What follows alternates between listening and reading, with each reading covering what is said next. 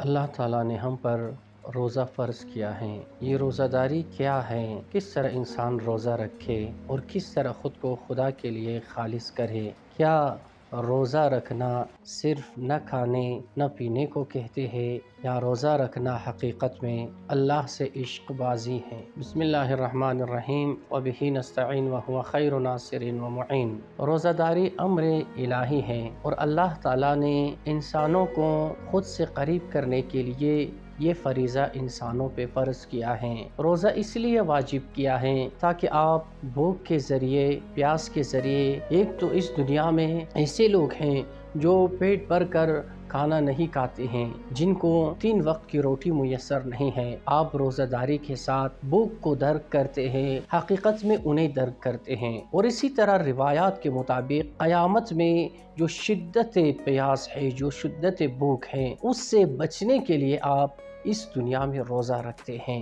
حقیقت میں روزہ رکھنا اطاعت امر الہی ہے، حقیقت میں روزہ رکھنا عبودیت و بندگی ہے۔ اب سوال یہ ہے کہ انسان کس طرح روزہ رکھے اور کس طرح اللہ کی مرضی کو خرید لے اور کس طرح اللہ سے نزدیک ہو جائے۔ مجموعی طور پر روزے کی 3 قسمیں ہیں۔ نمبر 1، وہ روزہ جسے عام روزہ کہا جاتا ہے، جس طرح کے عام لوگ روزے رکھتے ہیں، یعنی ہدف صرف اطاعت امر الہی ہے، یعنی کچھ نہیں کھانا، کچھ نہیں پینا، فقط یہ کہ آپ اللہ تعالیٰ کی واجبات میں سے ایک واجب کو انجام دیں۔ اسے عام روزہ کہا جاتا ہے جو عام لوگ رکھتے ہیں، اور سحری کو یہی نیت کرتے ہیں کہ سحری سے لے کر اذان مغرب تک میں کچھ نہیں کھاؤں گا، میں کچھ نہیں پیوں گا۔ ممکن ہے اس کے ساتھ ساتھ وہ ان کی آنکھیں جو ہیں روزہ دار نہ ہوں، یعنی روزے بھی رکھا ہے وہ نامحرم کی طرف بھی دیکھتا ہے، روزے بھی رکھتے ہیں وہ جھوٹ بھی بولتے ہیں، ممکن ہے روزہ دار بھی ہوں اور رشوت خار بھی ہوں، ممکن ہے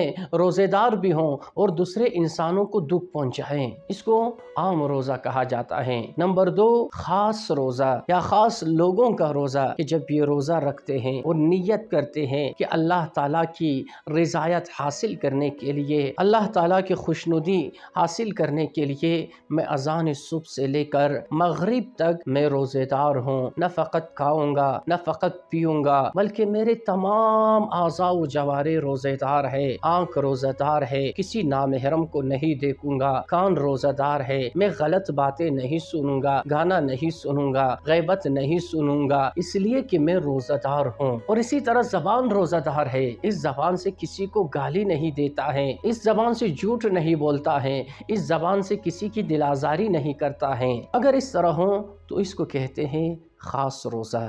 نمبر 3، خاص الخاص روزہ، ایسے لوگوں کا روزہ کہ جن کے تمام کام صرف اور صرف اللہ تعالیٰ کے لیے ہوں۔ جب یہ روزے کی نیت کرتا ہے تو یہی نیت کرتا ہے، خدایا میں تیری رضایت کے خاطر تیرے قرب حاصل کرنے کے لیے روزہ رکھ رہا ہوں۔ اب یہ ان کے تمام اعضاء و جوارح روزہ دار ہیں، نہ یہ کہ تمام اعضاء و جوارح روزہ دار ہو، بلکہ ان کے خواب و خیال میں صرف اور صرف اللہ ہے اور تمام کام اللہ تعالیٰ کے لیے انجام دیتے ہیں۔ ان کا سونا اللہ کے لیے ہے، جاگنا اللہ کے لیے ہے، رکوع اللہ کے لیے ہے، سجدے اللہ کے لیے ہیں، قیام اللہ کے لیے ہیں، قعود اللہ کے لیے ہیں۔ اگر کچھ بولتا ہے تو خدا کی خاطر، اگر کچھ سنتا ہے تو اللہ کی خاطر، اگر اس نے دل کو خالص کیا ہے صرف اور صرف اللہ کے لیے، اس دل سے اس نے غیر خدا کو نکال دیا ہے۔ اگر انسان اس مقام تک پہنچ جائیں، اس معرفت تک پہنچ جائے کہ ان کے تمام کام صرف اور صرف ذات پروردگار عالم کے لیے ہوں اور اس دل میں صرف خداوند عالم کے لیے جگہ ہوں، یہی انسان کامیاب ہے۔ آخر میں اللہ تعالیٰ سے یہ دعا کرتے ہیں کہ پاک پروردگار عالم ہمیں اس ماہ مبارک میں حقیقی معنوں میں روزہ داری کرنے کی توفیق عنایت فرمائیں۔ اللہ سے یہ دعا ہے کہ اللہ تعالیٰ ہمیں اپنے نیک بندوں میں شمار کر دے اور ہمارا خاتمہ بخیر ہوں۔